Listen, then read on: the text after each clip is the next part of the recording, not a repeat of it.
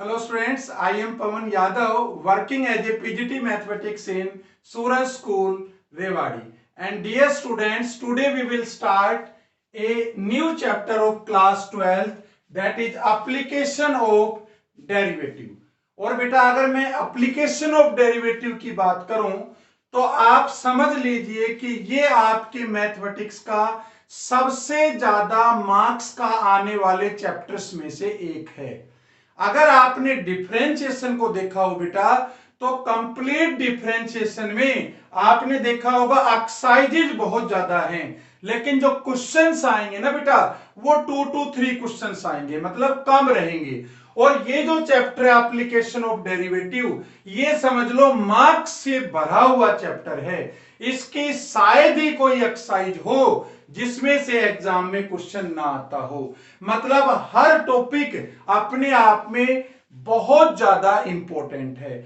हर exercise में से लगभग सीबीएसई में क्वेश्चन आता ही आता है। और ऐसा क्यों है?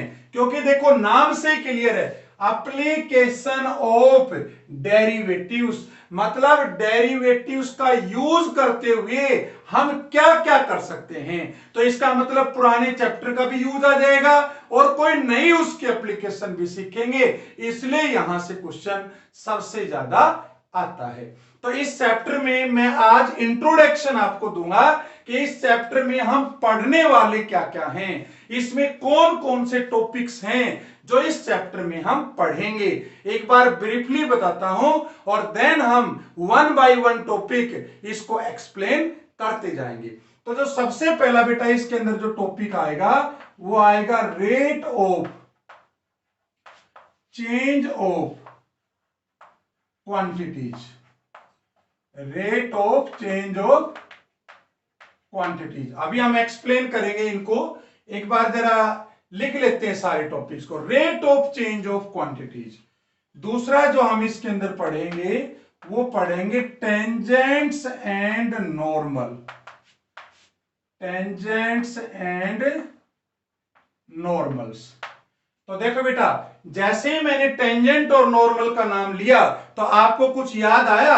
आपने 11th में स्ट्रेट लाइन पढ़ी थी, तो वहां पे आपने इक्वेशन ऑफ टेंजेंट निकाली होगी, इक्वेशन ऑफ लाइन आपने कहीं न कहीं पढ़ी होगी।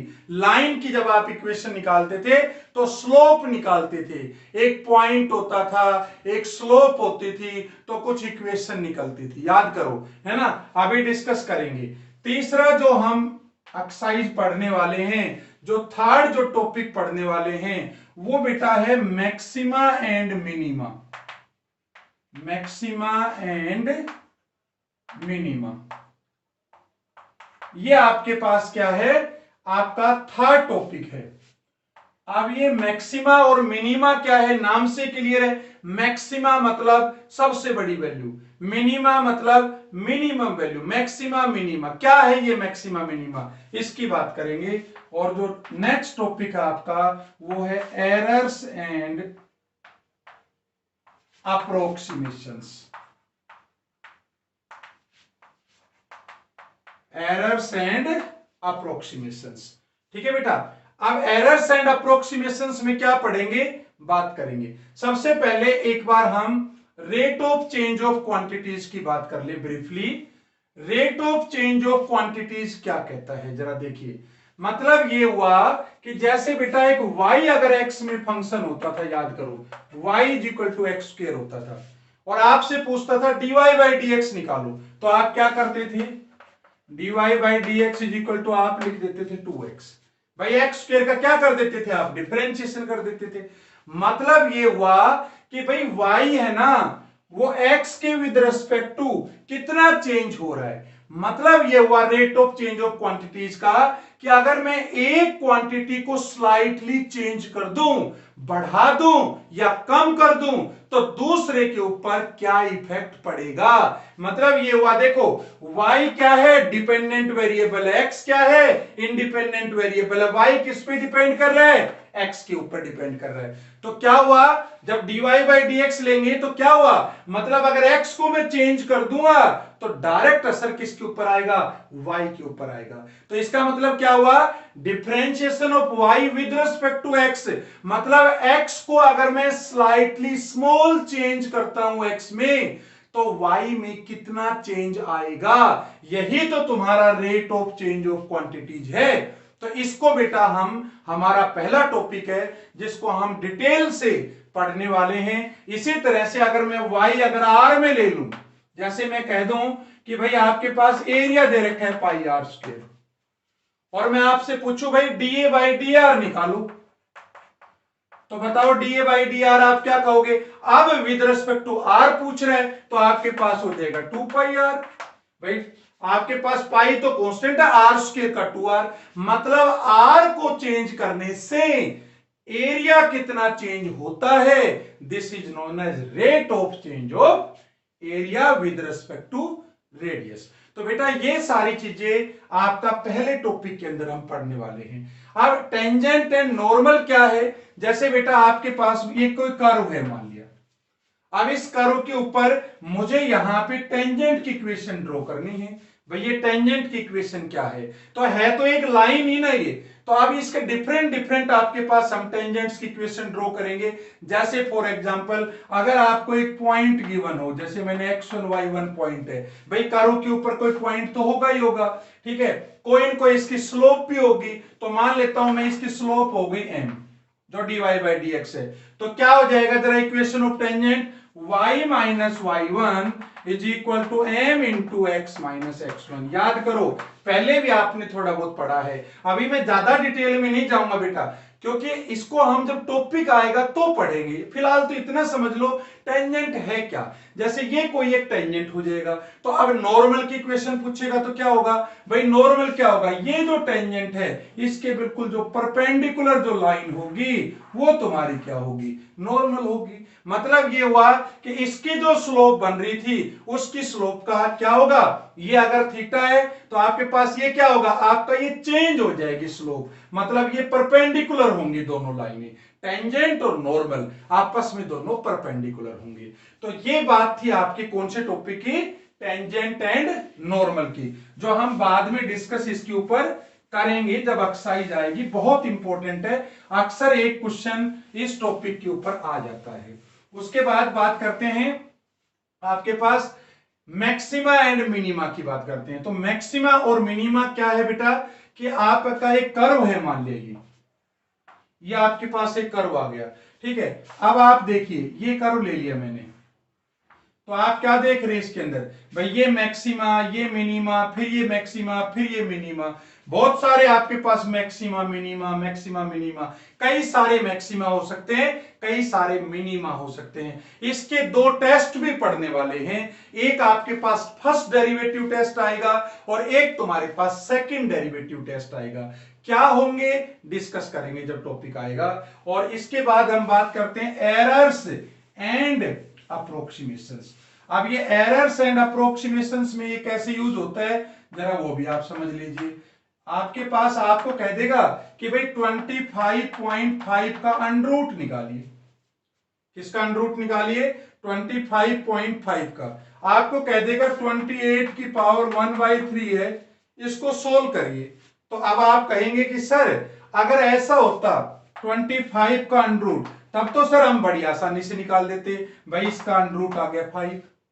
और अगर सर यहाँ पे 27 होता ना सर क्यूब रूट में, तो सर हम तुरंत निकाल देते, इसकी पावर 1/3, तो सर 3 आ जाता, और सर इसका आंसर 5 आ जाता। लेकिन ये तो निकालना नहीं आता, तो ये कैसे निकालेंगे, यूजिंग एप्लीकेशन ऑफ डेरिवेटिव, ये भी हम इसके अंदर पढ़ने वाले हैं। और बेटा इसके अंदर एक लास्ट टॉपिक और बच गया, जो वो भी बहुत ज्यादा इंपॉर्टेंट है, उसके बारे में भी मैं आपको एक बार बता देता हूं। वो टॉपिक एक्चुअल में क्या है, उसको बोलते हैं हम increasing and decreasing functions, increasing and decreasing functions. इसी के अंदर एक सब पार्ट है कि strictly increasing and strictly decreasing, इसी का एक पार्ट है, strictly increasing and strictly decreasing. ये बेटा इसी का एक पार्ट है।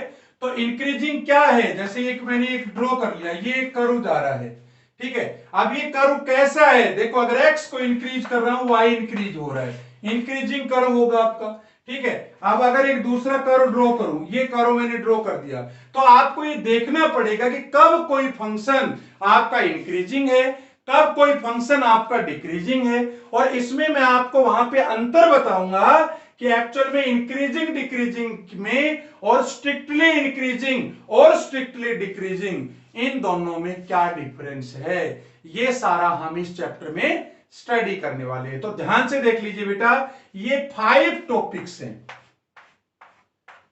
और अगर मैं इसमें एक और जोड़ना चाहूं तो आप कह सकते हैं, एक और है एब्सोल्यूट मैक्सिमम एंड एब्सोल्यूट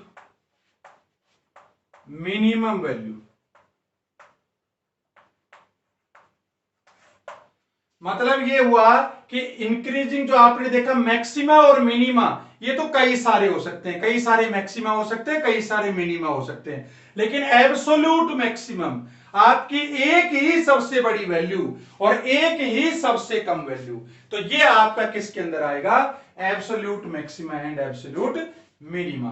तो अभी इसकी बिल्कुल टेंशन मत लीजिए आप, ये सारे मैंने आपको टॉपिक्स बताए हैं बस, कि इसके अंदर हम पढ़ने वाले क्या क्या हैं, और उसको मैंने हल्का सा ब्रीफ इंट्रोडक्शन दिया है आपके सामने कि भाई इनको हम एक्चुअल में करेंगे कैसे, क्या है ये, और उसको कैसे सोल्व करेंगे, ये हम टॉपिक वाइज जब आएगा आपका तो उसके अकॉर्डिंग हम डिस्कस करेंगे।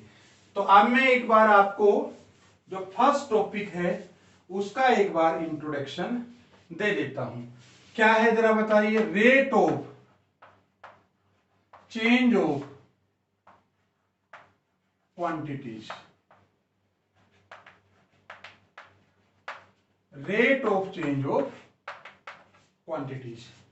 तो जैसे हमने बताया था बेटा आपको, y है वो x स्क्वायर आ गया, तो हमें dy बाई डी एक्स चाहिए, मतलब rate of change of y with respect to x, तो हम तुरंत निकाल देते हैं 2x। ठीक है बेटा, अगर आपको एरिया दे रखा है पाई आर स्क्वायर और आपको कोई पूछे कि डीए बाई डी आर निकालो, मतलब एरिया कितना चेंज हो रहा है विद रिस्पेक्ट टू रेडियस, तो आप बड़ी आसानी से निकाल देंगे 2 पाई आर, भाई पाई का पाई आर स्क्वायर का 2r हो जाएगा। अगर कोई आपको एरिया दे रखा हो पाई आर स्क्वायर और आपको कोई कहे कि डी अपॉन डी टी निकालिए, मतलब rate of change of area with respect to time, तो आप कैसे निकालेंगे, सबसे पहले आप पाई इंटू आर स्क्वायर का क्या होगा 2r, और r का विद रिस्पेक्ट टू टाइम करूंगा तो क्या होगा D r upon d T. देखो बेटा ध्यान से, पाई है, अब आर स्क्वायर का क्या हुआ, पहले विद रिस्पेक्ट टू आर करूंगा फिर विद रिस्पेक्ट टू टी करूंगा, ये तो कुछ इस तरह से हो गया। भाई मुझे d a by d t निकालना है, तो मैं पहले तो d a upon d r निकाल लूंगा और देन मैं d r upon d t निकाल लूंगा। तो जरा देखो ध्यान से, अल्टीमेटली ये d a upon d t ही आएगा, क्योंकि आर भी चेंज होगा विद रिस्पेक्ट टू टाइम, और जब आर चेंज होगा तो आपका एरिया भी चेंज होगा। तो इसके ऊपर भी आपके पास इस एक्सरसाइज में पहले वाली में क्वेश्चंस आने वाले हैं। तो ये फॉर्मूले आपको ध्यान रखना है, d a by d t अगर with respect to time change करवाए तो आपके पास ये आएगा, with respect to radius change करवाए तो आपके पास d a by d r मैंने यहां पे बताया, भाई विद रिस्पेक्ट टू आप आर कर दीजिए। और इसके साथ ही दो आपके पास सब टॉपिक और हैं इसके अंदर, तो वो भी मैं एक बार बता देता हूं कि एक्चुअल में क्या क्या हैं। एक है आपके पास मार्जिनल कॉस्ट, मार्जिनल कॉस्ट। तो मार्जिनल कॉस्ट क्या होती है बेटा, अगर सी कोई कॉस्ट है, मान लिया if C is cost then marginal cost is rate of change of cost per unit quantity, per unit quantity, मतलब इसको डिनोट करते हैं डीसी अपॉन डीएक्स।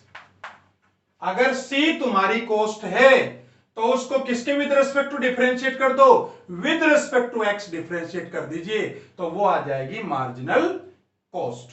तो इसको डीसी बाई डीएक्स का ही नाम क्या है, मार्जिनल कॉस्ट होगी। चलो इसके बाद बात करते हैं दूसरा, एक होता है marginal revenue. What is marginal revenue? If R is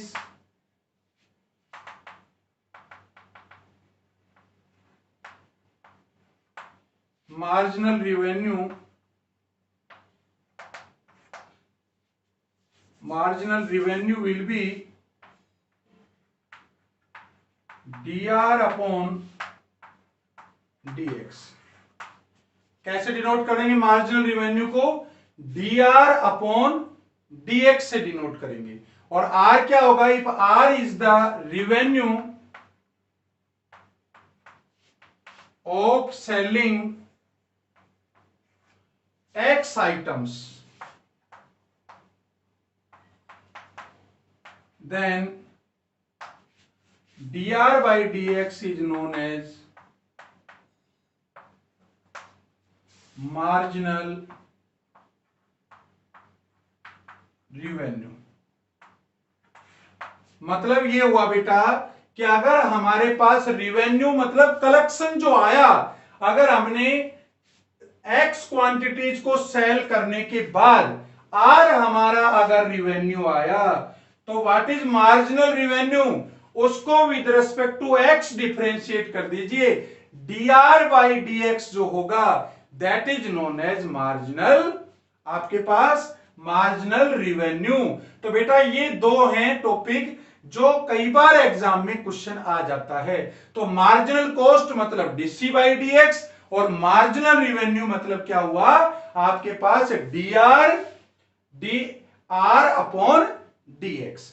तो इसमें आपका बेटा फर्स्ट जो एक्सरसाइज है rate of change of quantity, तो इसका इंट्रोडक्शन यहां पे कंप्लीट हो जाता है। मतलब इसमें आपको मैंने टॉपिक बताया कि rate of change of quantity कैसे करते हैं, विद रिस्पेक्ट टू टाइम या विद रिस्पेक्ट टू रेडियस। और दूसरा हमने डिस्कस किया मार्जिनल कॉस्ट क्या है, जिसको हमने कहा डीसी बाई डीएक्स, और दूसरा क्या कहा मार्जिनल रिवेन्यू क्या है, जिसको बोलेंगे डीआर अपॉन डीएक्स।